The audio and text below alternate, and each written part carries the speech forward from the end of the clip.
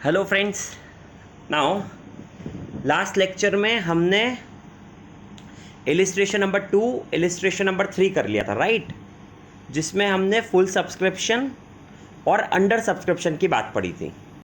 Now we are going to see over subscription जब होता है तो हम उसके क्वेश्चंस कैसे सॉल्व करते हैं।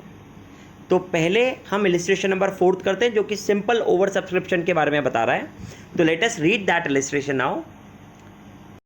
Panth Limited invited application for 50,000 equity shares at rupees 50 each, which are payable as on application rupees 20, on allotment rupees 10, on first and final call 20. The company received application for 60,000 shares. The directors accepted application for 50,000 shares and rejected the rest. तो हमने issued करे इसमें 50,000, but हमारे पास subscription आया कितने का? 60,000 का। तो this is the case of over subscription. Show the general entries if the company refunded the application money to rejected applicants and allotment money was receive for 45,000 shares only. ठीक है, तो अब देखो इस क्वेश्चन में हमें गिवन ये था कि हमने 50,000 शेयर्स इश्यू करे हैं, पब्लिक ने पहले अप्लाइड करे 60,000 शेयर्स के लिए, हमने 50,000 को तो अलॉटमेंट दे दिया और 10,000 को हमने पूरा मनी वापस से रिफंड कर दिया। उसके बाद हमें बताया गया है कि जब अलॉटमेंट मनी मिलना था तो हमें सिर्फ 45,000 शेयर्स का ही मिला है। Now first and final call के बारे में इसमें कोई बात नहीं बताई, तो हम इसमें जो एंट्रीज करेंगे वो सिर्फ अलॉटमेंट तक की करेंगे। अगर हमें अलॉटमेंट तक की एंट्रीज करनी है तो how many entries we have to do? I think we have to do 4 entries. First, application money received के लिए, सेकंड एप्लीकेशन मनी को ट्रांसफर करने के लिए, और साथ में जो एप्लीकेशन मनी हमें रिफंड करना है उसके लिए, थर्ड एंट्री अलॉटमेंट ड्यू करने के लिए, और फोर्थ एंट्री अलॉटमेंट को रिसीव करने के लिए। अब इसमें एक छोटी सी और बात आती है जो मैंने आपको पहले थोड़ी सी देर पहले भी बताई थी, कॉल्स इन अरियर्स और calls in advance. Calls in arrears का मतलब होता है समटाइम्स अगर हमने कोई अलॉटमेंट मनी मंगाया, फर्स्ट कॉल मनी मंगाया, सेकंड कॉल मनी मंगाया, बट कोई शेयर होल्डर हमें वो मनी नहीं दे पाया, तो that is called as your calls in arrears.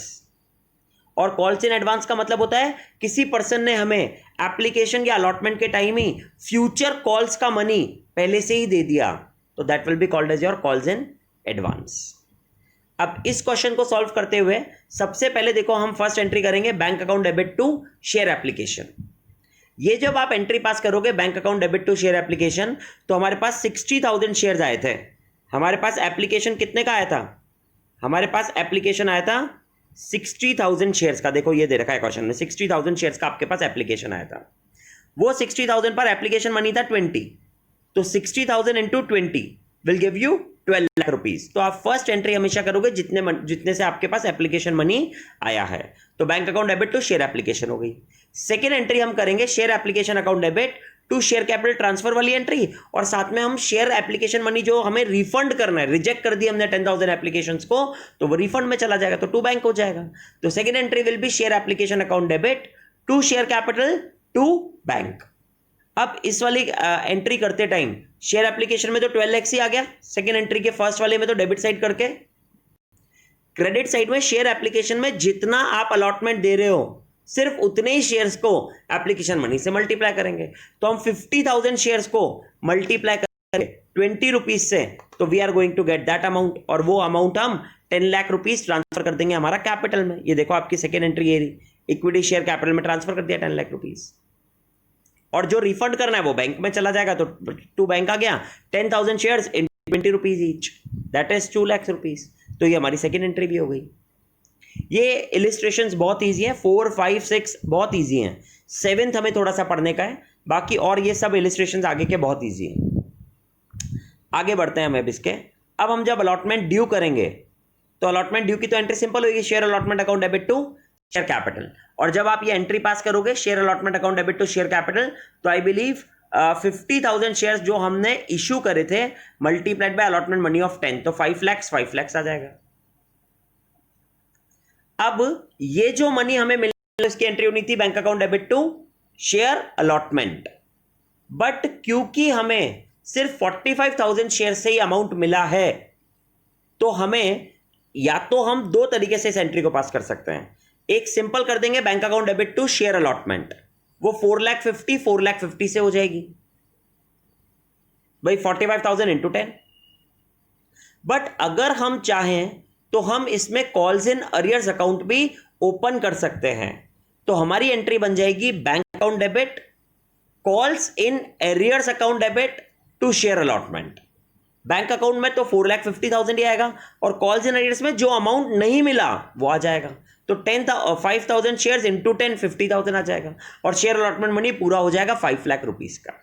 तो देयर आर टू मेथड्स। हमारी बुक वाले ने भी कॉल्स इन अरियर्स वाला भी करके दिखाया है, बट हम चाहें तो विदाउट कॉल्स इन अरियर्स भी हम directly bank account debit to equity share allotment कर सकते हैं 450 से।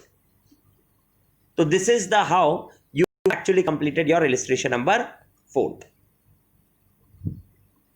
फ्रेंड्स, इलिस्ट्रेशन नंबर 5 बहुत इजी है, वो आप होमवर्क में कर सकते हो। सेम वे इलिस्ट्रेशन नंबर 6 भी बहुत इजी है, वो भी आप होमवर्क में कर सकते हो। बहुत इजी है, बिलीव करो मुझ पर, ये दोनों इलिस्ट्रेशंस आप कर सकते हो। अब हम आगे बढ़ें उससे पहले अब हम इलिस्ट्रेशन नंबर 7 करें उससे पहले हमें कुछ पॉइंट्स और देख रहे हैं। अभी जब हमने इलिस्ट्रेशन नंबर 4 करा तो उसमें सिंपल ओवर सब्सक्रिप्शन में सिर्फ एक ही कैटेगरी थी। क्वेश्चन में डायरेक्टली बताया 60,000 शेयर्स आए, 50,000 को अलॉटमेंट कर दिया और 10,000 को रिफंड। तो इसका मतलब उसमें हमें और कुछ एक्स्ट्रा करना नहीं पड़ा था। बट समटाइम्स जैसा मैंने आपको बताया कि जब भी ओवर सब्सक्रिप्शन होता है तो आइदर हमें प्रो रेटा टेबल बनानी पड़ती है या हम डायरेक्टली भी क्वेश्चन को सॉल्व कर सकते हैं। यही सेम बात, ये जो मैंने आपके पास सेम बात लिख रखी है यहाँ पर, आप चेक करो।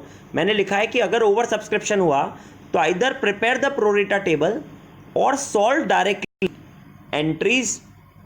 जो हम करने वाले हैं वो तो हम 1 लाख शेयर्स के लिए करेंगे, वो तो ऊपर वाले एग्जांपल की बात है। बट हम इसको डायरेक्टली कैसे और प्रो रेटा टेबल कैसे बनाएंगे, तो अब हम ये ओवर सब्सक्रिप्शन का एक एग्जांपल के थ्रू समझते हैं कि प्रो रेटा टेबल कैसे बनती है। तो late us see that pro rata table now. तो देखो, ये प्रो रेटा टेबल मैंने आपको बना करके बताई है। इस प्रो रेटा टेबल में कितने कॉलम्स होते हैं वो सब आप अभी चेक करना। तो late us see this pro rata table now. देखो, आपको इसमें बताया है प्रो रेटा टेबल में सीरियल नंबर जो मैंने आपके करके बता रखी है। देखो, ये ऐसे बनेगी आपकी प्रो रेटा टेबल, ठीक है। Let us see this pro rata table now. Pro rata table में इफ यू कैन सी, सबसे पहले आएगा शेयर्स अप्लाइड। सीरियल नंबर को हम काउंट नहीं करते। Shares applied, shares allotted, application money received, application money required, adjustment on allotment, first call, second call and refund. ये सारे कॉलम्स आपके बनते हैं total in your pro rata table. 2 column बहुत सिंपल जो क्वेश्चन में गिवन होंगे, शेयर्स अप्लाइड और शेयर्स अलॉटेड। फिर उसके बाद भी 2 column, application money received, application money required. फिर उसके बाद 3 column, that is adjustment on either allotment, first call, second call. ये क्वेश्चन के ऊपर डिपेंड करता है कॉलम कौन कौन से बनेंगे। And the last one will be refund. तो अगर मैं इन सबको टोटल करूं तो I believe your 8 columns are going to prepare in pro rata table. जरूरी नहीं है हर क्वेश्चन में आपको प्रो रेटा बनाना पड़े, बट मैं आपको सिर्फ ये टेबल सिखाना चाहता हूं। अब इसमें फर्स्ट कॉलम जो शेयर्स अप्लाइड और शेयर्स अलॉटेड सेकंड कॉलम की बात करते हैं हम, तो ये क्वेश्चन मेंशन करेगा कि इतने शेयर्स अप्लाइड हुए इस कैटेगरी में और उसको हमने इतना अलॉटमेंट दिया। तो ये कॉलम दोनों हम क्वेश्चन में से प्रिपेयर करते हैं। फिर थर्ड कॉलम की बात करते हैं हम, एप्लीकेशन मनी रिसीव्ड, और साथ ही में फोर्थ कॉलम की बात करते हैं हम, एप्लीकेशन मनी।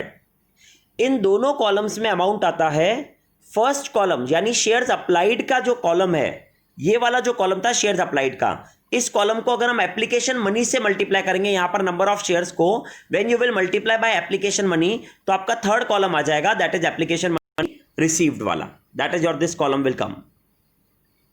और अगर हम सेकेंड कॉलम को शेयर अलॉटेड को मल्टीप्लाई करेंगे एप्लीकेशन मनी से ही, तो हमारा फोर्थ कॉलम आ जाएगा, that is application money required. तो ऐसे आपने चारों कॉलम बना लिए। ये चारों कॉलम बनने के बाद अब adjustment on allotment, first call और सेकंड कॉल की बात क्वेश्चन से मेंशन होगी। अगर क्वेश्चन में लिखा हुआ है कि जो भी आपके पास एक्सेस मनी आया वो एडजस्टमेंट ऑन अलॉटमेंट करना है, तो आई कैन से हम उस अमाउंट को सिर्फ अलॉटमेंट में एडजस्ट कर देंगे, तो फर्स्ट कॉल और सेकंड कॉल का कॉलम नहीं बनेगा।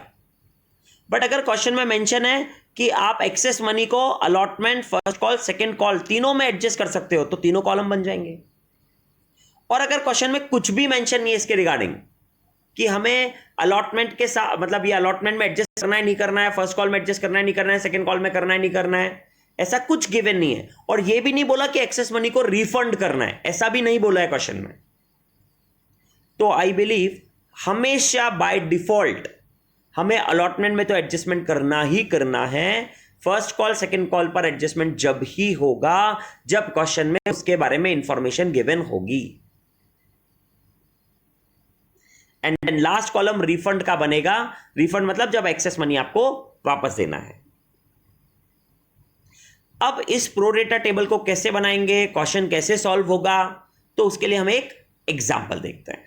तो late us see this example now.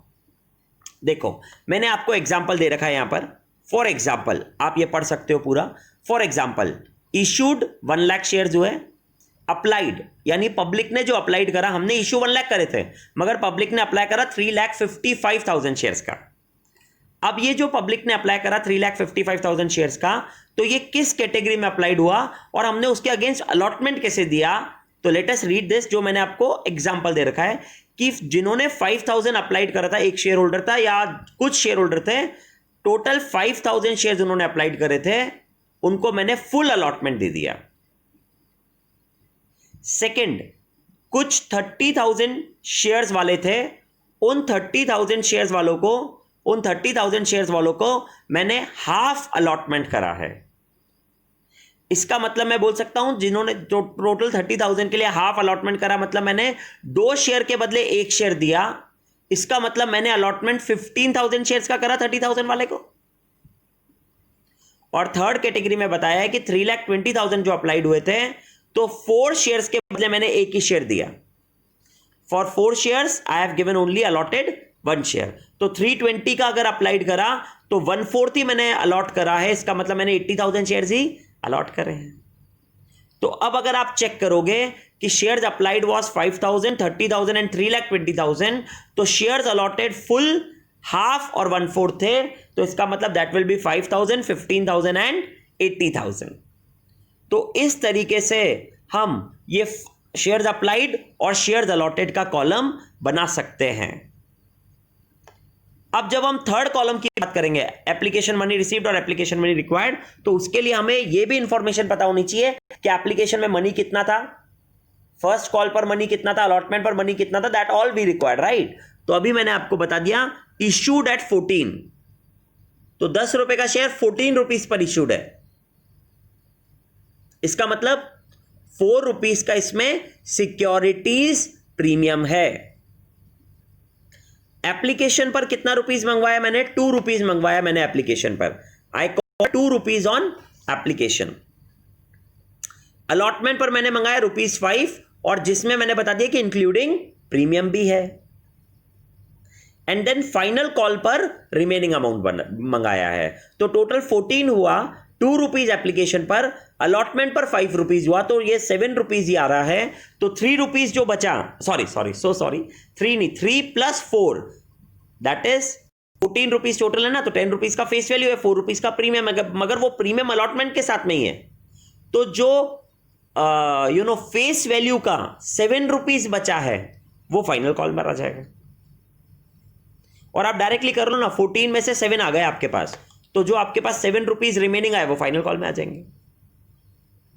तो क्वेश्चन की ये इंफॉर्मेशन आपको गिवन है। Example I am giving you. हाँ, वापस से रिपीटिंग, इश्यूड 1 लाख है, अप्लाइड 355 है, 5,000 को फुल, 30,000 को हाफ और 3,20,000 को 1/4 दिए हैं।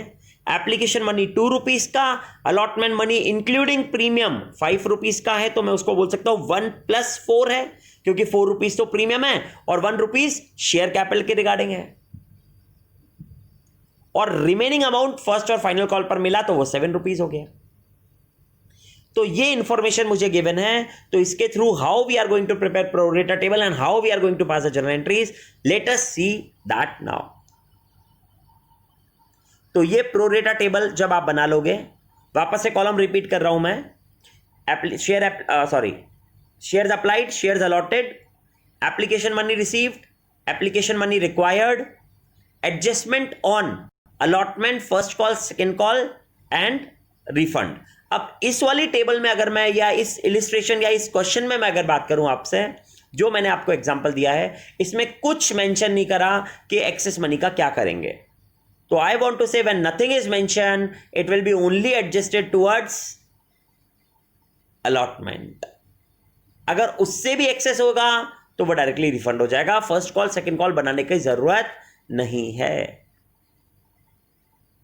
ठीक है फ्रेंड्स, चलो तो अब ये टेबल कैसे बनेगी, टेबल तो बना ली, इसमें फिलअप कैसे होगा, तो शेयर्स अप्लाइड और शेयर्स अलॉटेड में तो ये जो गिवन था 5,000, 30,000, 320 जैसा मैंने बताया, और फुल, हाफ और 1/4 यही हम लिखेंगे। तो आप चेक कर सकते हो 5,000, 30,000, 3,20,000 जो मैंने लिख दिया, 5,000, 15,000 और 80,000 मैंने जो अलॉटेड करा था वो लिख दिया।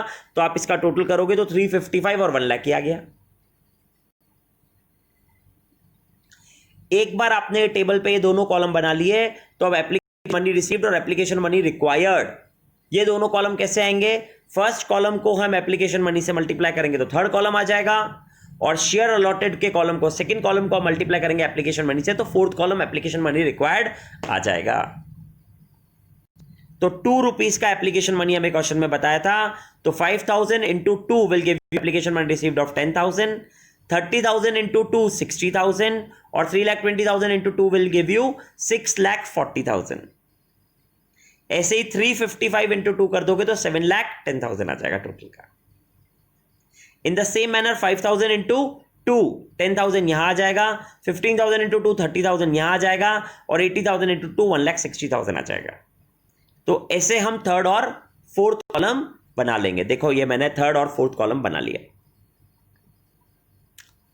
5,000 इंटू 2 10,000, 30,000 इंटू 2 60,000, और 320 इंटू 2 640, और 355 इंटू 2 710। 5,000 into 2 10,000, 15,000 into 2 30,000, 80,000 into 2 1,60,000। तो टोटल विल बी 2 lakhs। अब हम एडजस्टमेंट ऑन कुछ नहीं बोला है तो सिर्फ अलॉटमेंट पर एडजस्ट कर सकते हैं। अब अलॉटमेंट पर एडजस्ट करते टाइम क्या बातों का ध्यान रखना है। पहली बात तो, जब application money received is more than application money required, तभी तो हमारे पास एक्सेस मनी होगा। तो फर्स्ट कैटेगरी को अगर आप चेक करोगे तो 10,000 ही अप्लाइड था, 10,000 ही रिसीव्ड हुआ है, अलॉट करे थे, तो इसका मतलब यहां पर तो हमारे पास कोई एक्सेस मनी नहीं है। तो यहां पर एडजस्टमेंट और allotment, first call second call की बात और रिफंड की बात आएगी ही नहीं इस कैटेगरी के लिए। इस शेयर होल्डर, इन शेयर होल्डर्स के लिए कोई बात नहीं आएगी इस चीज की। अब सेकंड कैटेगरी को देखोगे आप तो 60,000 हमारे पास मनी रिसीव्ड हुआ, 30,000 ही हमें मनी रिक्वायर्ड था, तो हमारे पास 30,000 का एक्सेस मनी हो गया। अब इसको हम एडजस्ट कर सकते हैं अलॉटमेंट सब्जेक्ट टू का मतलब मैक्सिमम कितना। तो हमेशा ध्यान रखना 15,000 शेयर्स जो हमने अलॉट करे multiplied by allotment money of 5, 75,000 रुपए, 75,000 रुपीज ही हम टोटल एक्सेस मनी को इस कैटेगरी के लिए एडजस्ट कर सकते हैं। सेकंड कैटेगरी के लिए मैक्सिमम 75,000 ही एडजस्ट हो सकते हैं, बट हमारे पास एक्सेस है कितना 30,000, तो इसका मतलब ये पूरा का पूरा 30,000 एडजस्ट हो सकता है।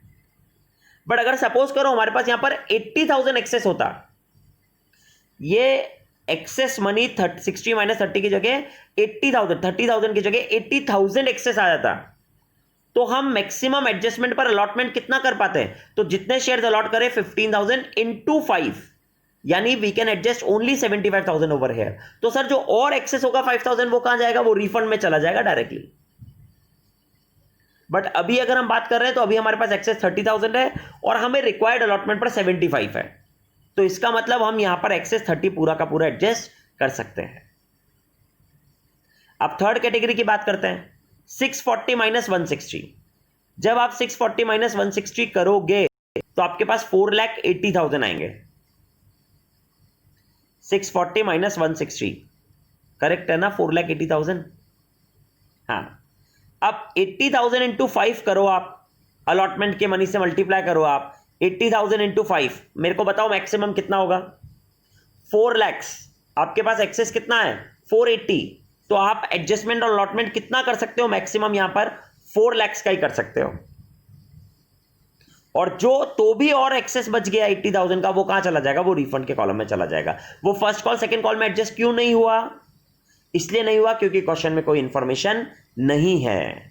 अगर क्वेश्चन स्पेसिफिकली बोलता कि excess money can be adjusted on allotment and first and final call, तो हम यहां पर 80,000 और एडजस्ट कर देते।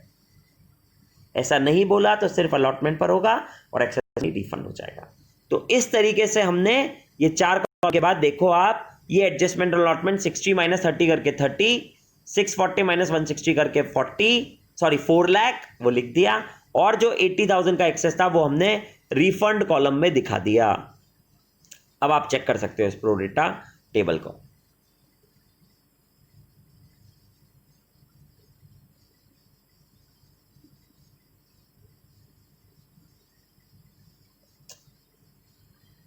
आई बिलीव आपको समझ में आ रहा होगा अब ये।